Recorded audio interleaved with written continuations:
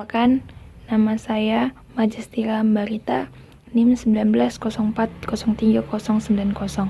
Kali ini saya akan membahas tentang perencanaan terpadu. Dalam perencanaan terpadu akan kita bahas 9 topik. Yang pertama, definisi perencanaan terpadu. Yang kedua, perumusan perencanaan terpadu. Yang ketiga, ciri-ciri. Yang keempat, arti penting perencanaan terpadu. Yang kelima, konsep dasar. Yang keenam, proses penyusunan perencanaan terpadu. Yang ketujuh, langkah-langkah penyusunan. Yang kedelapan, hierarki perencanaan. Dan yang kesembilan adalah teknik dan alat bantu perencanaan. Yang pertama, definisi. Definisi perencanaan terpadu atau corporate planning adalah suatu perencanaan strategis jangka panjang perusahaan yang bersifat menyeluruh atau terpadu, serta merumuskan berbagai strategi dalam mengalokasi sumber daya perusahaan untuk mencapai tujuan dan sasaran dalam waktu tertentu. Lalu, perumusan perencanaan terpadu. Perumusan perencanaan terpadu ini ada 3. Yang pertama, kemana perusahaan akan diarahkan. Yang kedua, bagaimana situasi yang akan dihadapi oleh perusahaan tersebut. Dan yang terakhir, bagaimana perusahaan tersebut, bagaimana sikap dia bisa dapat sampai ke tujuan. Lalu yang ketiga adalah ciri-ciri perencanaan terpadu. Ciri-ciri perencanaan terpadu ini ada 4. Yang pertama, titik tolak penyusunannya adalah perusahaan sebagai keseluruhan. Yang kedua, dampak dari kegiatan yang direncanakan itu pun menyeluruh. Sifatnya itu harus menyeluruh. Yang ketiga, usaha memahami berbagai kekuatan yang memengaruhi perkembangan perusahaan. Yang keempat, bersifat realistis dan relevan dengan lingkungan. Lalu, topik yang keempat adalah arti penting perencanaan terpadu. Mengapa perencanaan terpadu ini penting? Yang pertama, dia merupakan perspektif yang menghubungkan kondisi sekarang dengan kondisi yang akan datang, serta kondisi intern dengan kondisi ekstern. Yang kedua, perencanaan terpadu ini pun sebagai saran efektif dalam mengkaji dan menghadapi tantangan lingkungan. Yang ketiga, dia merupakan panduan dan kerangka kerja dalam mengambil keputusan pengelolaan usaha perusahaan dan motivasi kerja. Lalu yang keempat, perencanaan terpadu ini pun merumuskan konsepsi pengelolaan usaha perusahaan sebagai suatu sistem terpadu, terkait, dan menyeluruh. Dan yang terakhir, perencanaan terpadu ini merupakan keputusan yang mempunyai dampak jangka panjang. Lalu yang kelima, konsep perencanaan terpadu. Konsep dasarnya ada 3. Yang pertama, perencanaan. Yang kedua, unsur program. Dan yang terakhir, unsur anggaran. Tampilkan bagian konsep kerangka dasar perencanaan terpadu. Lalu kita masuk ke dalam proses penyusunan perencanaan terpadu. Proses penyusunan perencanaan terpadu. Proses penyusunan perencanaan terpadu ini ada beberapa langkah. Ada beberapa proses maksud saya. Yang pertama, analisa faktor-faktor yang mempengaruhi maksud dan tujuan perusahaan. Yang pertama itu identifikasi akta pendirian perusahaan. Lalu yang kedua, identifikasi falsafah perusahaan dan aspirasi manajemen puncak. Yang ketiga, identifikasi kebijakan umum pemilik. Lalu yang kedua, perumusan maksud dan tujuan perusahaan. Meliputi maksud dan tujuan perusahaan. Yang ketiga, analisa faktor lingkungan atau eksternal. Meliputi pasar, teknologi, sosial, ekonomi, budaya, dan pemerintah.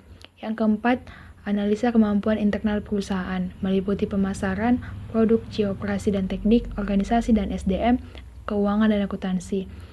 Lalu kelima, analisa dan pemilihan alternatif strategi. Meliputi posisi perusahaan dan alternatif strategi. Lalu yang keenam, perumusan arah dan sasaran perusahaan, meliputi arah perusahaan dan sasarannya. Yang ketujuh, perumusan sasaran bidang, meliputi bidang pemasaran, bidang proyeksi operasi dan teknik, bidang organisasi dan SDM, dan bidang keuangan. Yang ke-8, perumusan strategi perusahaan, strategi dasar atau grand strategis perusahaan, dan strategi fungsional.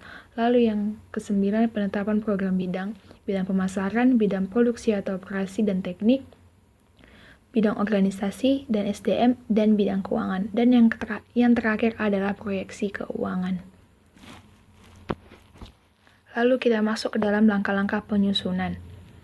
Langkah-langkah penyusunan ini cukup banyak. Yang pertama itu adalah analisa faktor-faktor yang mempengaruhi maksud dan tujuan organisasi akta pendirian perusahaan.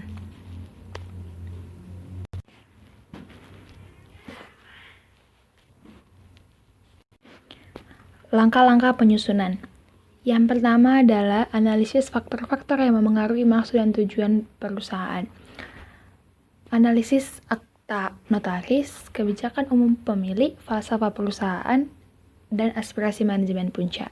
Yang kedua, perumusan maksud dan tujuan. Meliputi itu alasan mendirikan perusahaan dan hasil apa yang diharapkan dari pendirian perusahaan tersebut. Yang ketiga itu analisa lingkungan atau eksternal. Itu meliputi ekonomi, politik, sosial budaya, teknologi, dan persaingan. Lalu yang keempat, ada analisa kemampuan perusahaan internal seperti analisa SWOT pemasaran. Analisa SWOT pemasaran ini meliputi banyak hal.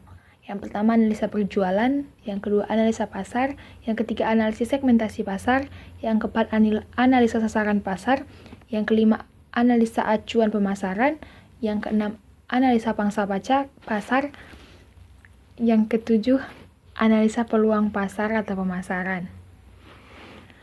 Lalu analisa SWOT teknik dan produksi.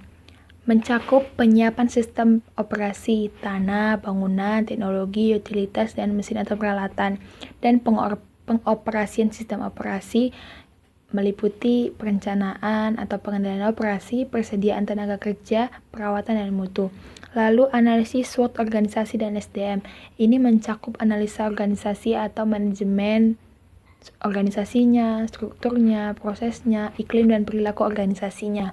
Dan analisa SDM itu meliputi jabatan, beban kerja, kebutuhan, kualitas, dan motivasi serta produktivitas SDM. Lalu yang keempat adalah analisa SWOT keuangan. Ini mencakup tentang laporan keuangan, sumber dan penggunaan dana, vertikal dan horizontal, rasio, kebijakan investasi, pembagian dividen, dan anggaran. Lalu arah perusahaan.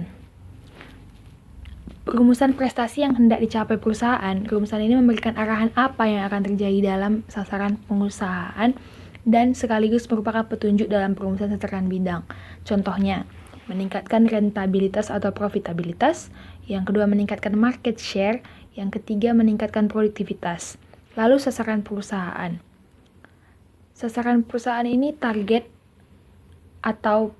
prestasi atau kinerja yang akan dicapai pada 5 tahun yang akan datang, atau bisa kita bilang jangka panjang sebagai rumusan dari arah pengusahaan yang ditetapkan. Contohnya, pada akhir tahun kelima dicapai ROI mencapai 5%. Sasaran bidangnya target prestasi atau kinerja bidang yang menunjang pencapaian sasaran perusahaan dan tidak boleh bertentangan dengan arah perusahaan serta harus sejalan dengan maksud perusahaan. Lalu yang ketujuh, perumusan strategi. Cara yang digunakan untuk mencapai arah dan sasaran pengusahaan yang dapat bersifat pertumbuhan atau agresif, stabilitas atau rasionalisasi, defensif atau survival, dan orientasi keluar atau disertifikasi. Lalu yang ke-8 adalah penyusunan program bidang. Penyusunan program bidang ini meliputi 4 bidang. Yang pertama bidang pemasaran, yang kedua bidang operasi dan teknik, yang ketiga bidang SDM dan organisasi, lalu keempat yang terakhir adalah bidang keuangan.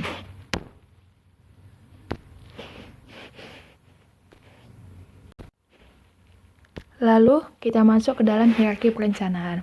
Yang pertama adalah rencana operasional.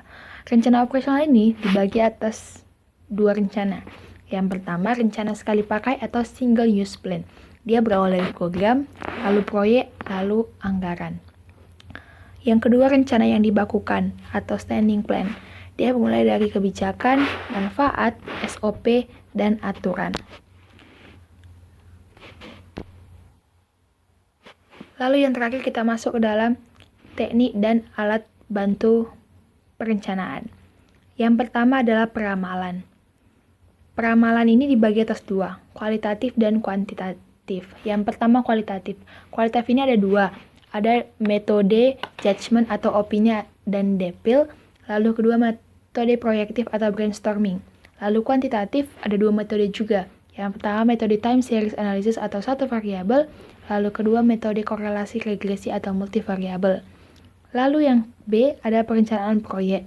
Perencanaan proyek ini pun dibagi atas 3. Yang pertama diagram jaringan atau network diagram, jadwal kegiatan atau Gantt chart, dan terakhir urutan kerja atau CPM atau critical path method, dan part adalah program evaluasi dan teknik.